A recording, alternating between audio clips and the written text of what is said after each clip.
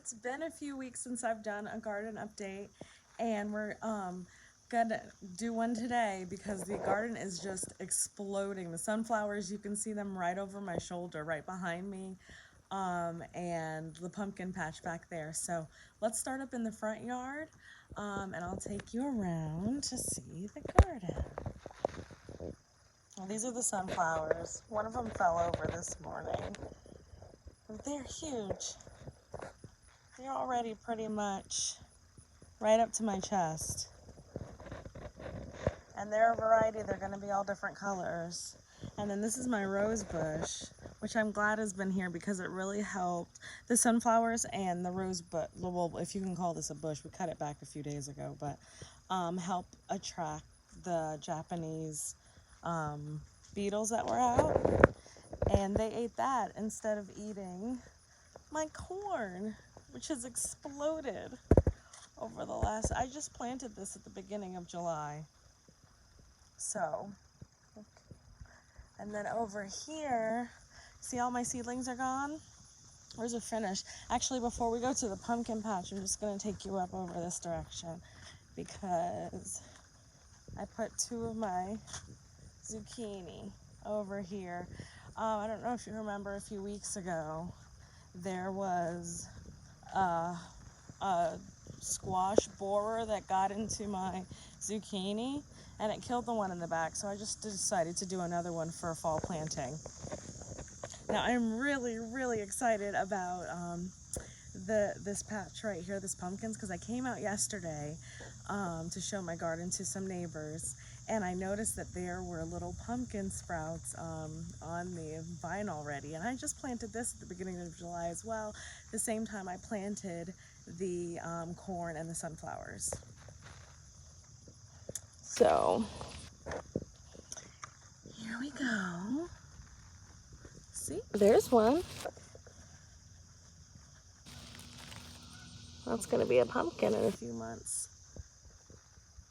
See, the vine grabs the tendril, these have the tendrils on them, and it gets into the dirt and it makes new roots. And it just spreads out. I've been wrapping this around slowly, and I'm just going to have it grow out kind of in a circle. And you can see the difference over here because these are the male flowers. You see how they just have a long tube and don't have anything behind them? Those flowers will bloom first, and then maybe a week or two later, 3 weeks later, mine happened really quick. Like within a week, I had these female flowers. So, gonna keep looking at this progress and see. And this thing takes a lot of water. I water it every day. The thing that I do like is that it's very receptive. So the leaves will droop if it needs water. It's not like something you have to guess at. So I finally planted in my straw bales.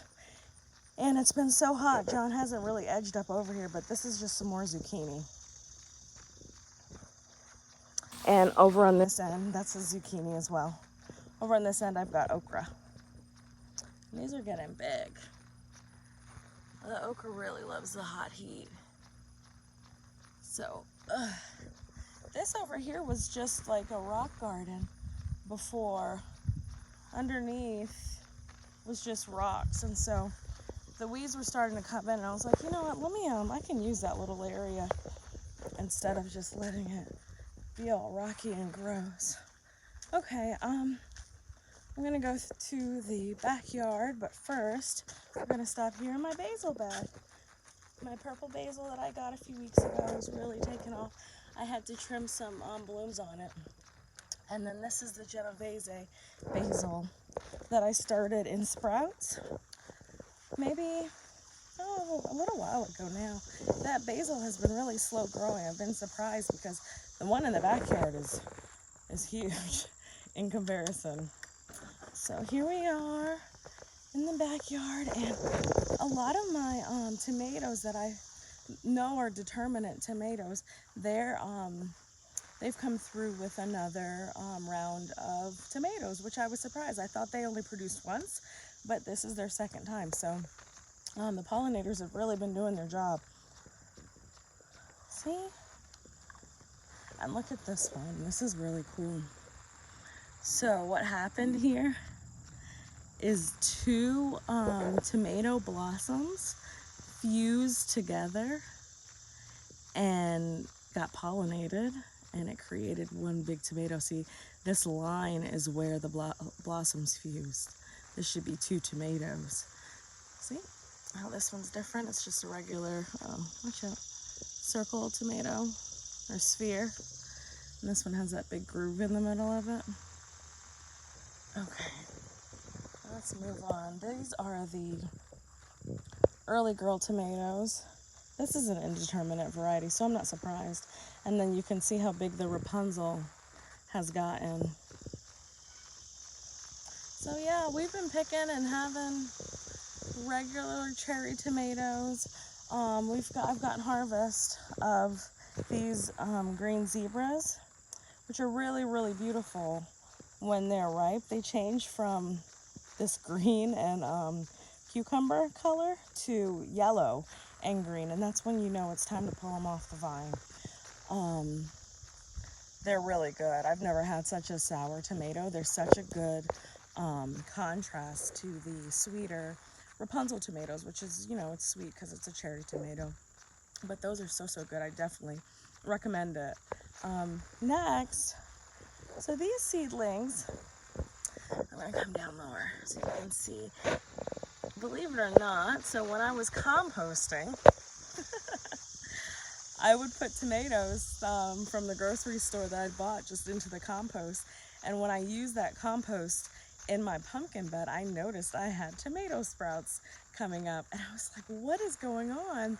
So I thought, and I finally realized it was from the compost. So I took some of them out. Some of them I just tossed because I didn't really need that many. And I think I counted at one time, there were like 37 seedlings. And I only kept like 8. So those are them. And then this is basil, again, that I put here specifically for the purpose of the Japanese beetles, to use this space and keep them away from my other stuff. I've got lemon cucumber back here that's finally started to grow just a little bit. And then over here, I've got Cherokee purple tomatoes, and these are big rainbow tomatoes. That's a big red tomato. So I've got sprouts back there going for my fall planting. And then here I don't want to miss this. This is my watermelon bed. And these sprouts are so new. I just put them in here. You're getting kind of covered. I just put them in here about 3 days ago. So hopefully over the next 3 weeks, we'll see some really great progress. It's been really hot, and all of those plants enjoy the heat. And speaking of another plant that enjoys the heat, this is my banana pepper. Look at how big they are. A few weeks ago, I was itching to pull them off, and I did pull one early, and it wasn't spicy at all. So I was like, I'm really going to leave these ones on here as long as possible. And then this is my basil, which I think it rained, so it's looking a little overwatered or drenched.